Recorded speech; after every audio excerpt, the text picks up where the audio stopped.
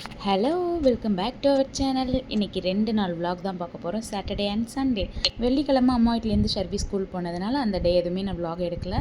Saturday morning அது. So அப்படியே ஜன்னலோரம் உட்காந்துட்டு ஒரு காஃபி குடிச்சிட்டு இருந்தேன். காஃபின்னு சொல்ல முடியாது, ஹார்லிக்ஸ் மிக்ஸ் பண்ணி குடிச்சிட்டு இருந்தேன். ஸோ இன்றைக்கி பார்த்திங்கன்னா மார்னிங் ரொம்ப சிம்பிளான பிரேக்ஃபாஸ்ட்டு தான். ஏன்னா வேக்கப் ஆனதே கொஞ்சம் லேட் தான். ஒரு 7 கிட்ட தான் எழுந்திரிச்சேன். எப்பொழுதும் பார்த்திங்கன்னா ஒரு 6:15 6:30க்கு எழுந்திரிச்சிருவேன். லேட்டானதால இந்த பிரேக்ஃபாஸ்ட் கிடையாது, இல்லைனாலுமே இதுதான் என்னோடய பிளானாக இருந்தது. இது பார்த்திங்கன்னா பயிர் ஊற வச்சுருந்தேன். பயிரும் ஒரு 3 பங்கு பயிருன்னா 1 பங்கு அளவுக்கு உளுந்து ஊற வச்சுருந்தேன். இது எதுக்குன்னா வடை செய்ய போகிறேன். பயிரில் வடை. எனக்கே கொஞ்சம் ஷாக்காக இருந்தது. எங்கள் அத்தை இன்ஃபார்ம் பண்ணாங்க. ஸோ அது மாதிரி பேசிகிட்டே இருக்கும் போது வடை செய்யலான்னு அப்படியே ஆன் ஸ்பாட்டில் ஊற வச்சேன். ஸோ நாளைக்கு கஞ்சி தானே வைக்க போகிறோம், அதுக்கு ஒரு சைட் டிஷ்ஷாக இது இருக்கட்டுமே அப்படின்னு. இன்றைக்கி பார்த்திங்கன்னா கஞ்சி தான் வச்சுருந்தேன். வெந்தயம் பூண்டு இதெல்லாம் போட்டு வைப்பாங்கள்ல, ஸோ இதுதான் செஞ்சுருந்தேன். ஷர்பிக்கு வந்து ஊறுகாய் மட்டும் கொடுத்தாலே போதும். பட் இது வந்து ஹெல்த்தி, முடி வளரும் அப்படி இப்படின்னு கொஞ்சம் உருட்டி விட்டால் சாப்பிட்ருவா. ஸோ வடை பார்த்திங்கன்னா இது வரைக்கும் பயிரில் நான் சாப்பிட்டதில்லை. புட்டு சாப்பிட்ருக்கேன், அப்புறம் அந்த இட்லி மாதிரி செய்வாங்க அதெல்லாம் சாப்பிட்ருக்கேன். பட் நான் வடை செஞ்சதில்லை, கேள்வியும் பட்டதில்லை. இன்றைக்கி தான் ட்ரை பண்ணுறேன். இது கூடவே ஒரு பச்சை மிளகாய் சேர்த்து நான் அரைச்சிக்கிறேன். உப்புமே நம்ம போட்டுக்கலாம். இதுக்கு ஒரு ஆனியன் கட் பண்ணலாம். நான் அது மாதிரி அழகாக வைக்கும் போதும் கீழே கொட்டும், அதுதான் கடுப்பாகும் எனக்கும். ஸோ வீடியோ எடுக்கலாமே அப்படின்னு நானே ப்ராப்பராக செட் பண்ணுற அன்றைக்கி வீடியோவே எடுக்க முடியாது. வீட்டுக்கு யாராவது ரிலேட்டிவ் வந்துடுவாங்க, இல்லை ஏதோ ஒரு ஒர்க் வந்துடும். நம்ம எடுக்க வேணாம் சும்மா செய்வோம் அப்படின்னு சொல்லி பார்க்கும்போதெல்லாம் பார்த்திங்கன்னா இந்த மாதிரி சம்பவம் நடக்கும். இல்லை அப்படின்னா ஒழுங்காகவே வராது. இன்றைக்கும் அதே கான்செப்ட் தான். வடை பார்த்திங்கன்னா மாவு அரைச்சி நான் தண்ணியே சேர்க்காமல் அரைச்சேன். ஆனால் அது என்னவோ பாயசம் மாதிரி இருந்தது. அதில் கொஞ்சம் மாவு, அரிசி மாவு ஏதாவது ஒன்று மிக்ஸ் பண்ணிக்கலான்னு சொல்லி அதுவுமே மிக்ஸ் பண்ணிக்கிட்டேன். அதுக்கப்புறம் தான் கொஞ்சம் போண்டா போடுற மாதிரியாச்சும் வந்தது. அப்போ இது நம்ம இனிமேல் பயிர் வடைன்னு வச்சுக்க வேணாம், பயிர் போண்டாவாக மாறிக்கலாம். ஃபஸ்ட்டு நான் உப்பு சேர்க்கல, அதனால் இப்போ உப்பு சேர்த்துக்கிறேன். கூடவே கொஞ்சம் வந்து மிளகு, இஞ்சி அதெல்லாம் நம்ம ஆட் பண்ணிக்க வேண்டியதான், நார்மல் வடை மாதிரி. ஸோ டிவிலெலாம் காட்டுவாங்க, நிறைய பேர் ரீல்ஸ்லாம் காட்டுவாங்க, நிறைய ஆயில் ஊற்றி பொரிச்சு எடுப்பாங்க.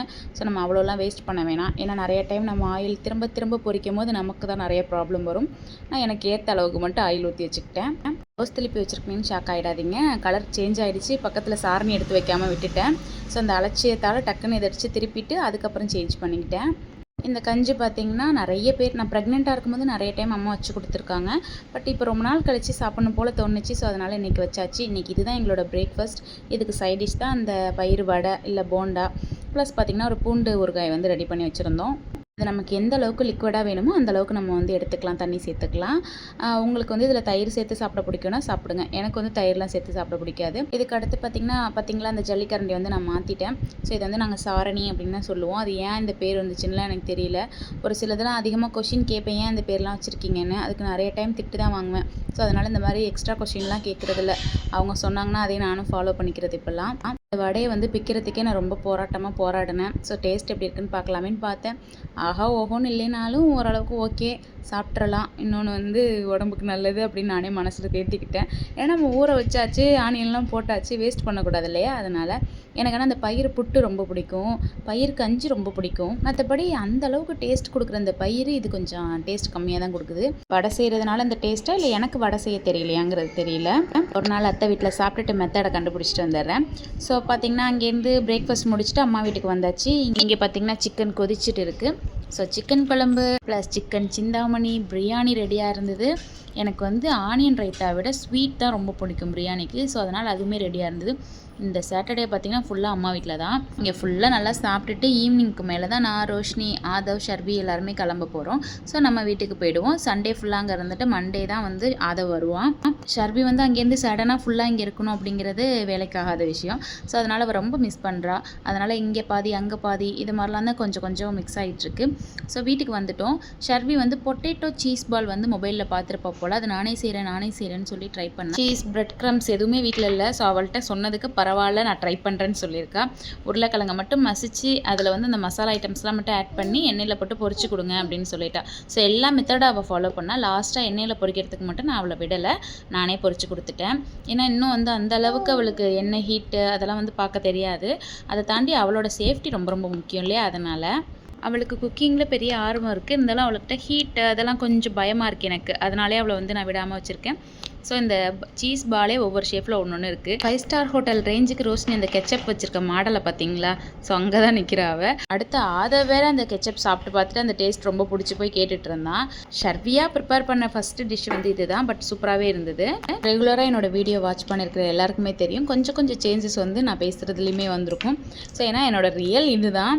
நான் வந்து வீடியோக்காக இவ்வளோ நாள் பார்த்தீங்கன்னா கொஞ்சம் ரொம்ப பேசக்கூடாது அப்படிங்கிற மாதிரி விலாகில் என்ன பேசுகிறதுனே தெரியாமல், விலாக் எப்படி எடுக்கிறதுங்கிறது தெரியாமல் இப்போ வரைக்கும் அப்படி தான் இருக்கேன். பட் பேசுகிறது பார்த்திங்கன்னா ஓகே, இதுக்கப்புறம் நம்ம நார்மலாக ஃப்ரீயாக பேச ஆரம்பிப்போம், வர்றது பார்த்துக்கலாம் அப்படிங்கிற மாதிரி விட்டுட்டேன்.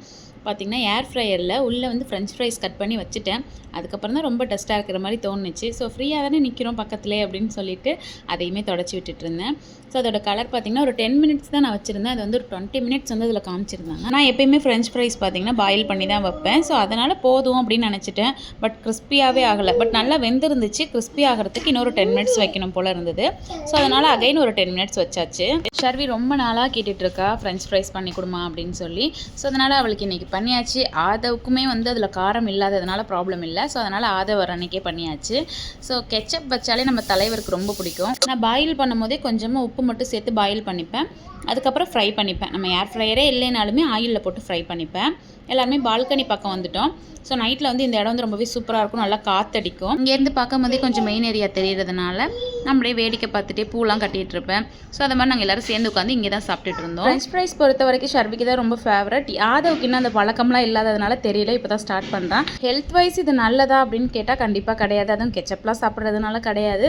பட் நம்ம வெளில போய் சாப்பிட்றதுக்கு அவங்க என்ன ஆயிலில் ஃப்ரை பண்ணுறாங்க, எவ்வளோ நாளுக்கு முன்னாடி உள்ளது அப்படிலாம் நமக்கு தெரியாது.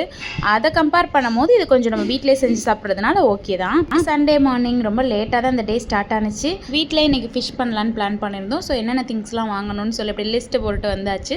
கும்பகோணத்தில் குறிஞ்சி மெட்ரோ பஸார் இருக்கும், நிறைய பேருக்கு தெரிஞ்சிருக்கும். ஸோ அதுவே வந்து இங்கே நாச்சியார் கோயிலில் ஓப்பன் பண்ணியிருக்காங்க. ஸோ இது சேம் எல்லாமுமே அந்த ஆஃபர்லேருந்து எல்லாமுமே இங்கே சேமாக தான் கிடைக்குது.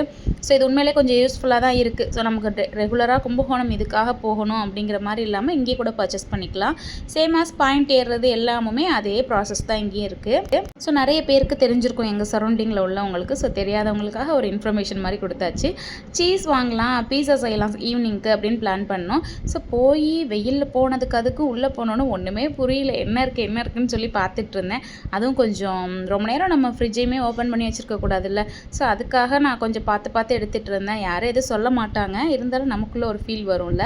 ஸோ அதனால தான் எந்த சீஸ் வேணும் அப்படின்னு சொல்லி கம்பேர் பண்ணி பார்த்துட்டு இருந்தேன். ஃபைனலி பீஸா சீஸுமே கிடச்சிச்சு. ஸோ வேறு எதுவும் இப்போதைக்கு வேணான்னு அடுத்த செக்ஷன் வந்தாச்சு. ஷாப்பிங் போகிறோம், சூப்பர் மார்க்கெட் போகிறோம் அப்படின்னாலே நம்ம பில்லு ஒரு 4 திங்ஸ் போட்டிருக்கோன்னா நம்ம வாங்கிட்டு வர்றது 10 திங்ஸாக இருக்கும். ஸோ அதுதான் அவங்களுடைய ஒரு சீக்ரெட் பாயிண்ட்டே. நம்ம வேறு ஏதாவது ஒரு திங்ஸ் பார்க்கும்போது ஓகே இது வாங்கலாமே, இதுக்கு நல்லது அதுக்கு நல்லதுன்னு வாங்குறதோட சரி, அதுக்கப்புறம் அந்த திங்ஸ்லாம் எங்கே வைக்கிறோன்னு கூட ஞாபகம் இருக்க மாட்டேங்குது. ஸோ அதனால் ஸ்ட்ரிக்டாக நான் என்ன பண்ணிவிடுவேன்னா மொபைலில் என்னோட நம்பரே சேவ் பண்ணி அதை பின் பண்ணி வச்சுருவேன். எனக்கு எப்போல்லாம் ஞாபகம் வருதோ அப்போல்லாம் திங்ஸ் வந்து அதில் நோட் பண்ணி வச்சுருவேன். அடுத்து நான் வெளில பர்ச்சேஸ் பண்ணும்போதோ ஷாப்பிங் பண்ணும்போது டேரெக்டாக போய் அதை மட்டும் எடுத்துடுறது. அதை தாண்டியே ஒரு 2-3 திங்ஸ் எக்ஸ்ட்ரா எடுத்துகிட்டு வர்றது வழக்கமாக போயிடுச்சு. அதுக்கு எக்ஸாம்பிள் தான் இது. நான் கொள்ளு வாங்குற பிளானில் வரவே இல்லை, ஜவ்வரிசி வாங்குற பிளான்லேயும் வரவே இல்லை. பட் ஜவ்வரிசி பாயசம் எனக்கு ரொம்ப பிடிக்கும். ஸோ ஓகே வாங்கிக்கலாம் அப்படிங்கிற மாதிரி அதையும் எடுத்து வச்சுட்டேன். நானுமே நினச்சேன் வீடெல்லாம் ஷிஃப்ட் ஆனதுக்கு அடுத்து ஸ்ட்ரிக்டாக வந்து மந்த்லி ஒன்ஸ் இல்லை வந்து 2 வீக்ஸ் ஒன்ஸ் மட்டும் நமக்கு என்னென்னலாம் தேவையோ அது மட்டும் நம்ம வாங்கணும். இடையிலலாம் ஷாப்பிங் போகக்கூடாது, அனாவசியமாக நம்ம அதை இதுலேயும் வந்து இன்வெஸ்ட் பண்ணக்கூடாது, காசு வேஸ்ட் ஆகக்கூடாது அப்படின்லாம். பட் நம்ம பேச்சு நம்மளே கேட்குறது இல்லை, அதுதான் ரியாலிட்டியாகவும் போயிட்டுருக்கு. ஷாப்பிங் ஒரு வழியாக முடிச்சுட்டு வெளில வந்தாச்சு. வெயில் பார்த்திங்கன்னா தாங்க முடியல. இதுக்கு அடுத்து பக்கத்துலேயே மீன் வந்து நிறைய வந்து சேல்ஸ் ஆகிட்ருக்கும். ஸோ அங்கே தான் போக போகிறேன். மார்னிங் பிரேக்ஃபாஸ்ட்டே சாப்பிடாம 9 o'clock நான் வீட்டிலேருந்து கிளம்பி வந்தேன். அப்போவே இங்கே அவ்வளோ க்ரௌடு, அதே மாதிரி வெயில் செமையாக இருந்துச்சு.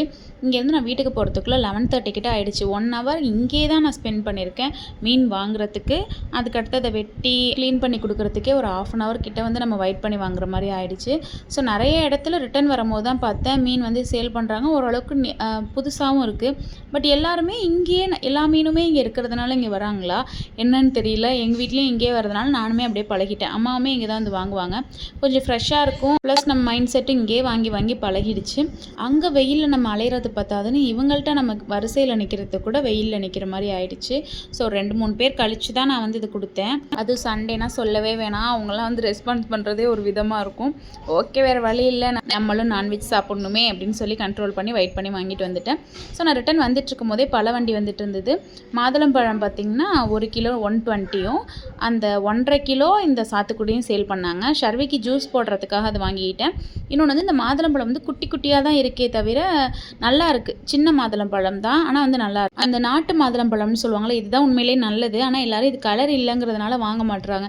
ஸோ அதனால தான் சேல்ஸுமே கம்மியாக இருக்குது போல். ஸோ வீட்டுக்கு வந்து நாங்கள் சமையல் ஸ்டார்ட் பண்ணியாச்சு. ஹேர் கட் பண்ணதுக்கப்புறம் ஹேர் கேர் மெயின்டைன் பண்ணணும்னு நானும் நினைக்கிறேன். ஸோ இதுக்கு அடுத்தது ஸ்டார்ட் பண்ணணும். ஃபிஷ்லாம் பார்த்திங்கன்னா நான் அப்படியே கட் பண்ணி வாங்கிட்டு வந்ததுக்கப்புறம் வீட்டில் வந்து நல்லா க்ளீன் பண்ணிவிட்டு கத்தியால் ஒரு ஸ்லைஸ் மட்டும் போட்டுட்டேன். ஸோ குழம்பு ஒரு பக்கம், மீன் ஒரு பக்கம் வந்து ஃப்ரை ஆகிட்டு இருந்துச்சு. இன்றைக்கான மெனு ஃபிஷ் கிரேவியும் ஃபிஷ் ஃப்ரையும் தான். ஸோ இதில் 2 மீன் இருக்குது. ஒன்று வந்து இந்த செங்காலா மீன் சொல்லுவாங்க, சேப்பு மீன் சொல்லுவாங்க.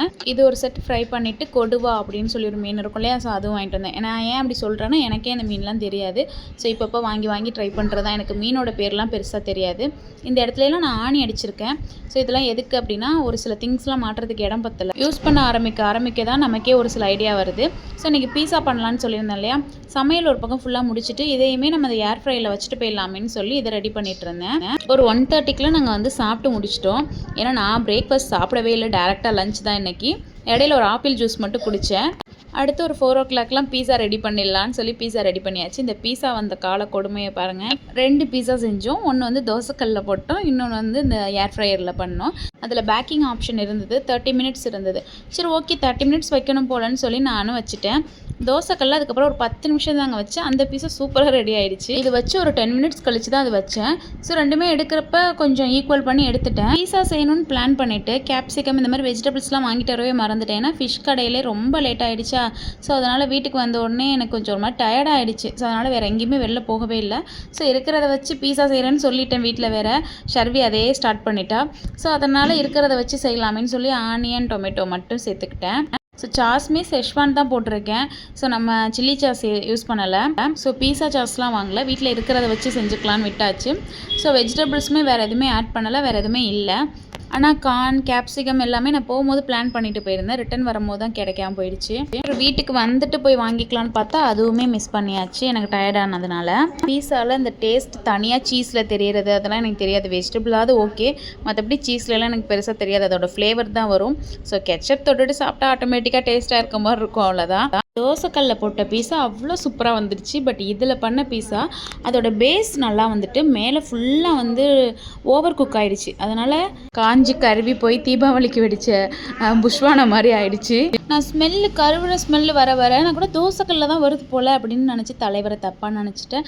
பட் அதுதான் எங்களுக்கு பீஸா டேஸ்ட்டை கொடுத்து பீஸாவாக கொடுத்தது. இன்னொரு பக்கம் பாருங்கள், ஷேஃப்லாம் அழகாக வந்தாலும் மேலே பார்க்கும் போதெல்லாம் ஆனியன் பக்கடாவில் உள்ள ஆனியன் மாதிரி ஆயிடுச்சு. டொமேட்டோலாம் அந்த டொமேட்டோ ஃப்ளேவரே கிடையாது. சீஸ்லாம் அங்கே எங்கே இருக்குன்னு கூட தெரியல. ஸோ ஃபைனலி சண்டே ஒரு ரணகலமாக முடிஞ்சிடுச்சு. ஓகே, இது மாதிரி நிறைய வீடியோஸ் நம்ம சேனலில் பார்க்க மறக்காமல் சப்ஸ்கிரைப் பண்ணி அண்ட் சப்போர்ட் பண்ணுங்கள். தேங்க்யூ.